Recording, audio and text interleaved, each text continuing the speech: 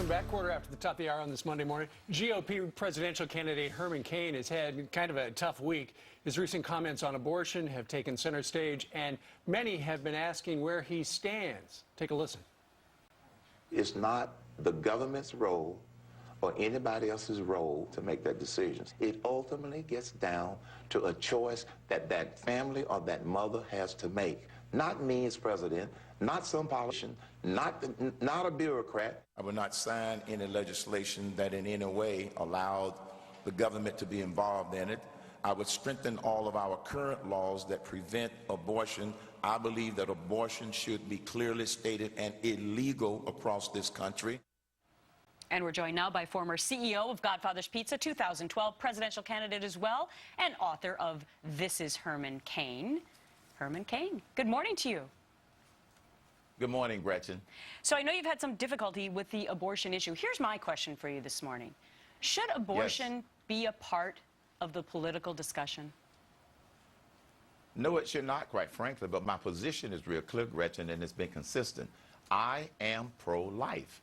That first clip that you played was taken out of context. In what way? And it was taken out of context in that prior to that, I stated I am pro-life. Life begins at conception. The way it was taken out of context is that the reporter was trying to pigeonhole me on, but what if it's your daughter or your granddaughter and you're in one of these situations that is a life or death situation, life of the mother, life of the child, and on and on and on. And I simply said, if you get pushed to that extent, the family isn't going to be thinking about what the laws are at that point. They're going to be thinking about that family member, that baby. That's what I mean by it was taken out of context. There's no uncertainty, Gretchen. I'm pro-life, period. And would you, and then Wolf Blitzer had this hypothetical story of what if they took an American hostage and they said, we want all the prisoners in Gitmo out for that hostage. You said you'd do the deal. Could you put that in context? I'd be happy to. We were talking about the decision that Prime Minister Benjamin Netanyahu had made to exchange one soldier for those Palestinians, soldier for those Palestinian prisoners.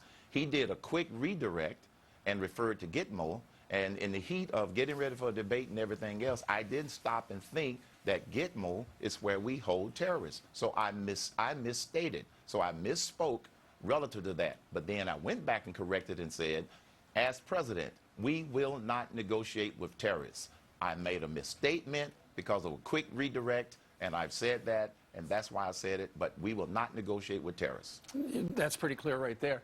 Now, Mr. Cain, with those two clarifications that you just made right there, and I know you did make them last week as well, some have said, look, we know all about Herman Cain's 999 plan, but then when he talks about other stuff, he's got to clarify because he hasn't quite developed a strategy on things. And people have said, well, he's just not ready for prime time. And you respond to that, how? Find a perfect candidate or a perfect person who will not, at points in time in a presidential campaign, not make a misstatement, and I'll show you somebody that was hung on the cross 2,000 years ago. Here's my point. Yes, you're going to have those moments because of the pace of the campaign and because of how quickly some of the questions come. But here's what they need to know about Herman Cain. If I make a misstatement, I'm going to say that I made a misstatement. If something is taken out of context, I would be happy to explain the context in which it was taken out of and also explain what I meant. That's what you can believe about Herman Cain. Yeah, and part of it could be that you were actually in the lead, and so that's usually when people really come after you with the more tough questions. Maybe that had a little bit to do and the with tougher it. scrutiny. We understand that. So when we come back, Herman Cain addresses his media critics who say he's demeaning black voters by joking about race. You don't want to miss that. Herman Cain is known for connecting with audiences with his sense of humor, but some black critics believe he's using old stereotypes. Listen to this. Hello, Bartlett, Tennessee. Shucky ducky. The flavor of the week might have some substance.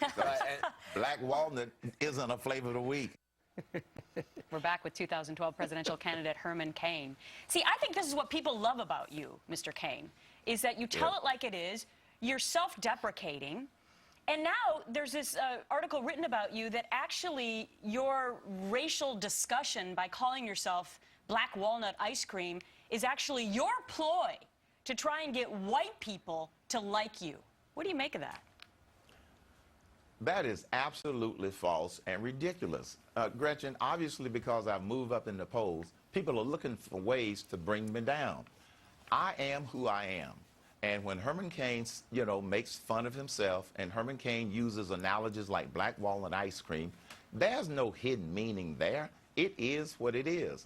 And, as far as, some of the rhetoric that I have been accused of relative to, saying that black people, some of them are brainwashed. And if they look at the whole tape, so I stand my ground. Some of them are brainwashed because they won't consider another alternative. But I always say, the good news is a large percentage of black people are thinking for themselves. That's all I'm trying to do. But my sense of humor, it's not going to go away, so they may as well get used to it. There you go. You've got a great sense of humor. Mr. Cain, let me ask you about something regarding your 999 plan. At the last debate, they beat you like a piñata. They let you have it pretty good, saying that Americans simply don't have an appetite for a 9% national sales tax. And then a day or so later, there was an item in the National Review Online, the corner blog, that said that Stephen Moore from the Wall Street Journal, who helped you with your 999 plan, he was suggesting scrap the 9% national sales tax and replace it with a 9% payroll tax. Anything to that? No, absolutely not. Now, Steve is a good friend, and we did run the idea past him, but he didn't really help us develop it. We ran it past Art Laffer. And as you know, Art Laffer wrote a very nice article that was published in the Wall Street Journal saying that the 999 plan was solid. We would not change it to a 9% payroll tax because that defeats the purpose. Number one, we wanted to expand the base.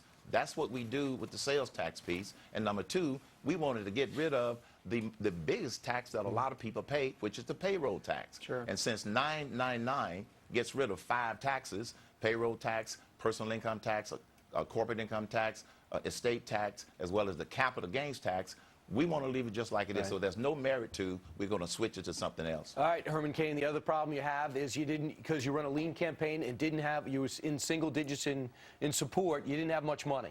Now you have money, but you have no infrastructure in Iowa and New Hampshire in particular, even though you're doing well in Iowa. What have you done to change that? Well, the people who say I have no infrastructure, and remember 2 months ago they said that I didn't have a chance, well, here again, they're dead wrong. We have dramatically increased our staff in Iowa. We are covering the state, not only with paid people for the various congressional districts, but also the number of volunteers. We are well organized in Iowa. And for the people who say that we are not organized in Iowa or we don't have the infrastructure, ask them to take a look at the latest Des Moines Register poll, okay? I think we'd have to have more than 1 or 2 people on the ground in order to be able to do that. So all of the people who are speculating about this campaign, most of it, quite frankly, is unfounded. You have established a new business model for running for president of the United States, Herman Cain. Yes, I have. And the new business model is spend money that you have. Don't overextend yourself because, see, in the first reporting period, you know that we reported very small amount of cash on hand, but no debt. Second reporting period, we raised $2.8 million, which was way in the back of the pack, but no debt. That's because we are running it lean and mean, and this is how we're going to continue to run it. That would be a good way to run a country, wouldn't it? I was just going to say that. And I see you have your trademark gold tie on as well, which many people have written about for some unknown reason. Other than it looks good. Herman Cain, always great to speak with you. Have a fantastic day. It's my pleasure. Thanks to all of you. You bet. Thank you. All right.